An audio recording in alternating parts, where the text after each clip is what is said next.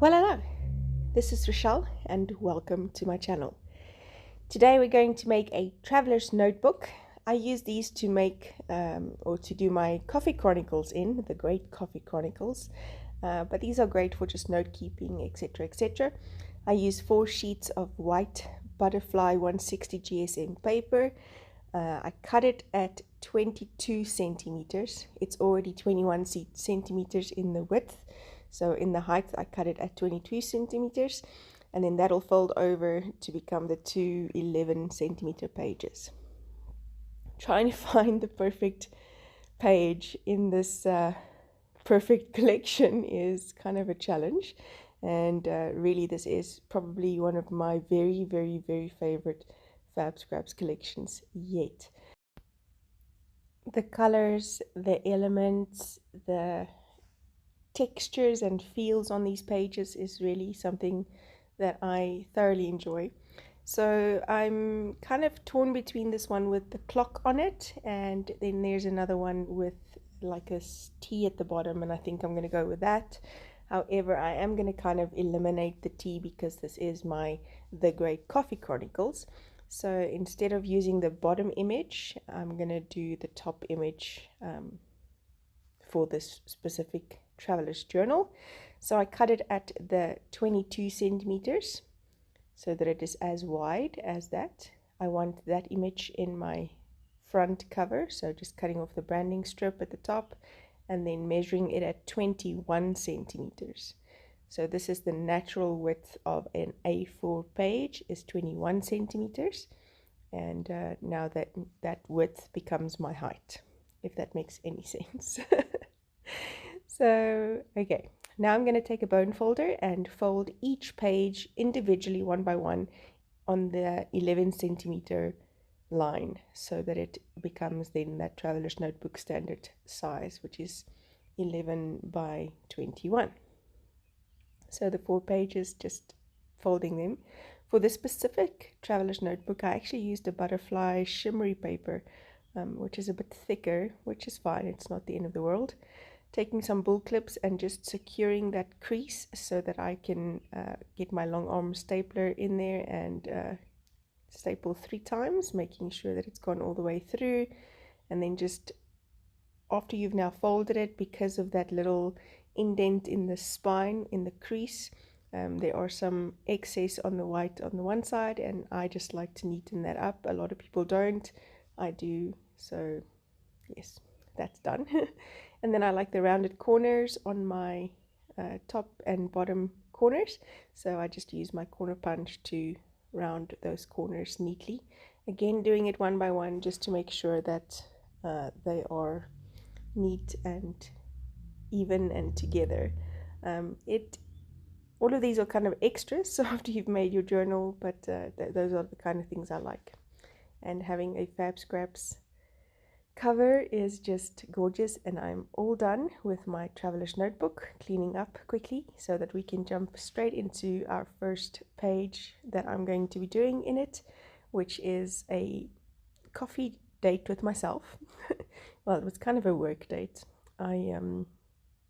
Yes, so when doing my coffee chronicles, this is kind of my chit chat time with you guys. It's not serious. I don't go into deep philosophies and all kinds of extras, but I do chat a bit about what happens day to day, what I find interesting, what my thought processes are in doing these videos, etc, etc. So yes. I am taking one of the 8x8 papers to just back this photo. The photo was taken at Heavenly Coffees. It has a beautiful, yummy apple slice in and a very hot cappuccino. So this was taken back in June. I visited my favorite coffee shop in the world so far. Heavenly Coffees is definitely the best coffee I've had, so very much enjoying that. I'll tell you a bit more about that in a minute. First, I'm just taking the stencil and measuring out where I want this clock, because I did want to feature this clock. It's been on my mind since the first time I saw it.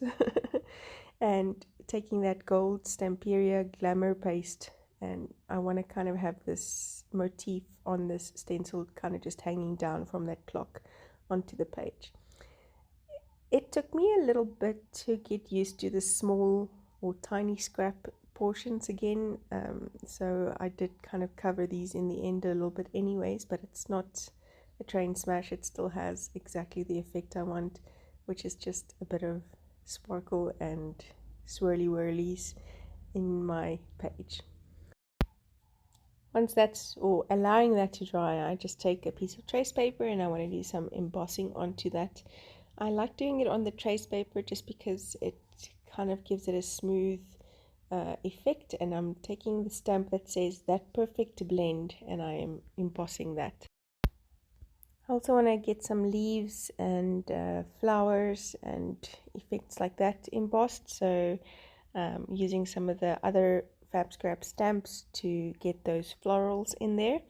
And then I'm using a copper Ranger embossing ink, so it's beautiful coppery color like those copper pots. And then hand drawing with my Letterhead Ranger pen, which is an embossing pen, some small leaves, fine leaves, so that I can emboss that as well to add to my spread. I'm going to be putting these through my Xyron sticker maker so that they have a backing, a sticker backing to them. I like when I do vellum or trace paper to put glue on it like that with my Xyron sticker maker. Next, I wanted these gorgeous flowers and not so much the specific teapot, as it's a bit out of my size scope for this page, if you want to call it that. I just wanted the florals to bring that into my frame. When I stick down photos in a traveler's notebook, I do split them generally just because it makes it easier to fold the traveler's notebook, but I'll tell you all about that in a minute. First, burnishing those stickers so that I can then take them off without having excess glue on the sides. So I've measured where I want these flowers sort of before I stick my page over, and Grace has come to say hello. So the flowers will be in between the frame or the matting and the actual photo, which does mean that you do need to kind of measure and stuff like that, unless you use a different glue. I use this Tombow glue, which is kind of set once it's on there, and I do stick it to the sides, specifically in my traveler's notebook, because I want it to stick down everywhere, and because I know I'm going to cut down the photo eventually anyways. So I did make a mistake here. I put my glue on before I cut the photo. Not a train smash, just going to use my different surface to then cut it on.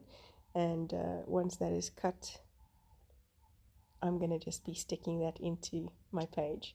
The little cut offs, the flowers that have come off, I'm just going to re-stick them so that they are secure and the image still stays whole. Now here comes when you stick it on. You want to stick it, cut it, and then stick it just slightly off center, so that the paging of this booklet will still be easy without breaking photos or putting excess strain on those little staples. It's not a perfectly bound, sewn journal. It is just stuck down with staples, so you do want to be kind of extra careful with that. And here is where I kind of realized that my page is already full. And I think in hindsight I should have left it here, but I wanted to use all the things. It's just such a pretty collection. I think this whole entire journal is probably going to be this first sip collection. It's just really, really pretty. So just adding some of those copper embossed flowers and leaves into various places in the spread, and quite liking that in the end. Even though I do think I did overdo it just a tad, but we won't say anything about that. So yes, sticking down the elements that I lifted off and trying to tuck in some little pieces in places where I've already stuck it down way too well. So yes, learn from me, don't plan better. So yeah, just getting the nooks and crannies in, tucking that flower underneath there, and I think I'm kind of at a place where I'm happy now. Just that last little kind of stripe in it, I think it flows a bit better, but yes, so there we go. So first let's add some splatters. They also always fix everything. I'm just adding some of these copper splatters into the white spaces that I'm a little bit uncomfortable with so that the page looks decorated as a whole. I am mixing some of the golds there just to add a little bit of brightness as well, not just the deep dark copper there. And then I want to put my sentiment down here, and I found the perfect place, so kind of just roughing it up a bit with my scissors and then sticking it down with my Tombow glue at the bottom on this page. So yes, this was a coffee date with myself, needed a quiet place to go work and just some sanity for myself. I don't get out of the house much at the moment just because of being at high risk, and so yes, journaling that this is Heavenly Coffee's perfect blend, my apple pie like my mama used to make them, and some hot cappuccino, and just outlining that word on the matting so that it stands out just a little bit more. Anytime you want to highlight something, just use this white gel pen. It really does make a huge difference. I specifically use the jelly roll in a size 10 because it's juicy and definitely comes out better. Finishing up my journaling with this FabScraps metallic Pit Artist pen, and yes, calling that a page. Thank you so much for joining me. I love my coffee. I love this collection. I love the colors. It's just all really, really pretty and gorgeous. And go get yours. Thank you. See you soon. Bye-bye.